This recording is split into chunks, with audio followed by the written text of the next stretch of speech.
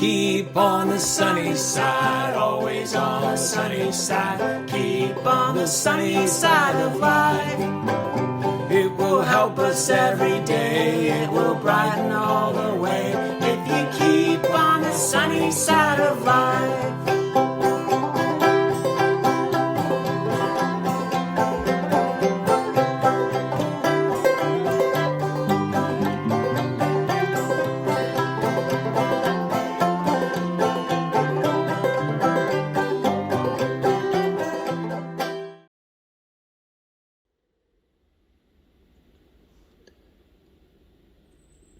Hello, my name is Joe Martin. I'm pastor at First Baptist Church in Toledo. And I just wanted to give you this little brief cabin talk for the holiday. I do want to remind you, those of you that get this, that there will be no Wednesday class. A lot of folks getting ready for Thanksgiving. But I want to talk to you about Thanksgiving. Now that seems self-explanatory, doesn't it? But it really isn't. Thanksgiving as a holiday title or descriptor is something quite a bit different than thanksgiving or giving thanks. You know, it brings up different memories for people as I listen to them. You know, the holiday Thanksgiving takes in both positive and negative reflections. You know, some people are uncomfortable with it because of different things that have happened in history, historical context. I listened to different Native American writers. Randy Woodley sees it as a positive, that it was one of those moments in the very, very in many ways horrific relationship between Europeans and Native Americans that had some good reflections. Sometimes people's Thanksgiving holiday reflections are it's both good memories and bad memories. Joyful family fellowships. Sometimes people talk about fractured family fights. Uncle so-and-so getting drunk and turning the holiday into a drunken circus, and yet for others it was a delightful feast of laughter and fun. You know, you may have gone over the river and through the woods to grandmother's house on the sleigh, but for some other, or it just may be like that for you, or it may be some other curated venue that you think about when it comes to this week. You know, sadly, what people ask me a lot of times is what do I see, and I mentioned this a number of times, is what I don't see in the recent years that concerns me. And what I don't see in recent years is Thanksgiving that is around Thanksgiving. And not just around this particular holiday, but just around the things that I think really, really matter.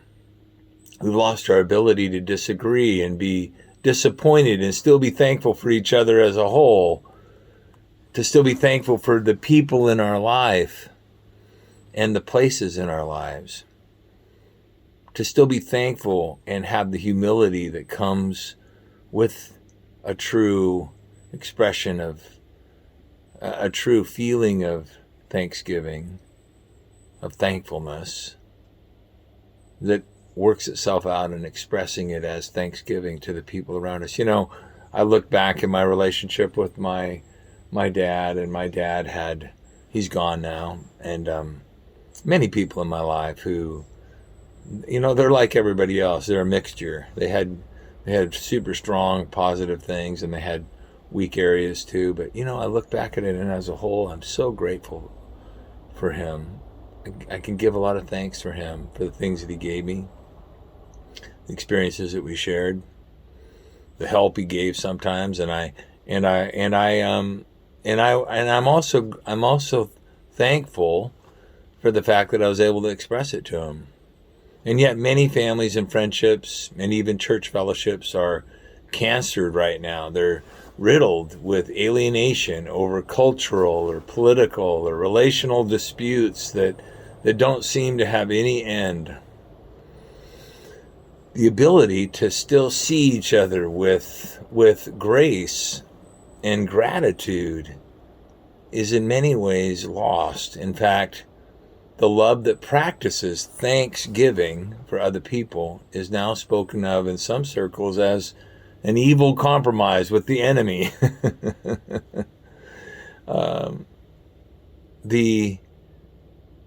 There are those that look back on the people and places that they once valued and appreciated, and they see them as despised and described as toxic. That's the big word now. It's interesting to take a word used in the kind of world of chemistry and put it into the relational context, as though we didn't have enough words in relational context to express that which is absolutely irredeemable. In other words, that person is toxic, or that group of people is toxic. They're poison. That's so absolute and so, well, to be honest, incredibly judgmental. These loveless tendencies have been with us since Cain killed Abel. But up until recently, we had a little bit of a pushback. We had a tendency in maybe what we were brought up with. Maybe not, it wasn't maybe explicitly expressed, but there was kind of that ethos in our culture where the golden rule had some influence. Remember what Jesus taught in Matthew 7:12, that in everything, that means everything. That means whether you disagree with people on one issue or the other, even if you don't like the menu that you're going to have at your meal this week, in everything, therefore, treat people in the same way you want them to treat you, right? For this is the law and the prophets. In everything, treat people the way you want to be treated. How would you feel? How would you want people to talk to you and express to you and reach out to you and remember you? Jesus summed it up in saying, you shall love your neighbor as yourself. That's the same idea. These words, when you take these words back into your heart, it can help you to remember what you have to be grateful for, what you have to give thanks for. And perhaps the same people that have disappointed you, they may have also helped you at some point. They may also have did you some good, taught you some lessons. Those people you now look negatively on, maybe they once gave you life. Maybe they once gave you shelter. Maybe they once showed you beauty and expressed beauty. So you have to ponder this. I know I am. You have to ponder how you can free yourself from the prison bars of individual grievances and breathe the free air of gratitude again. That starts with remembering the good in people and places without curating out that there were bad things too. That's where we live. We live in the real world, not a mythic world of perfect people and places. This requires you to intentionally begin giving thanks as part of your Thanksgiving. Giving thanks to God for these people, and even showing up to some of them, some of those places maybe, in person, and telling them that. So this is how you can practice Thanksgiving on Thanksgiving. Remember the writing from the Bible in 1 Thessalonians 5, it has these beautiful little statements. Rejoice always. You can start with that. Verse 17 of 1 Thessalonians 5, pray without ceasing. Do that. And then in everything, give thanks. For this is God's will for you in Christ Jesus. If you practice giving thanks over time, you'll feel thankful. And over time, if you give yourself permission, you may replace your resentments and alienation with a heart of thankfulness, which leads to a humility that reminds you that you didn't get where you are alone, and will fill your heart with love that says, what can I give back? And maybe giving it back is just saying thanks. By the way, thanks for listening. And I look forward to seeing you in person this Sunday. So many more of you, different people I've seen come back, and it's been great. And I appreciate your faithfulness, and those of you that can come, being intentional about that, saying people and place still matter. God bless you. Have a great, great time this week.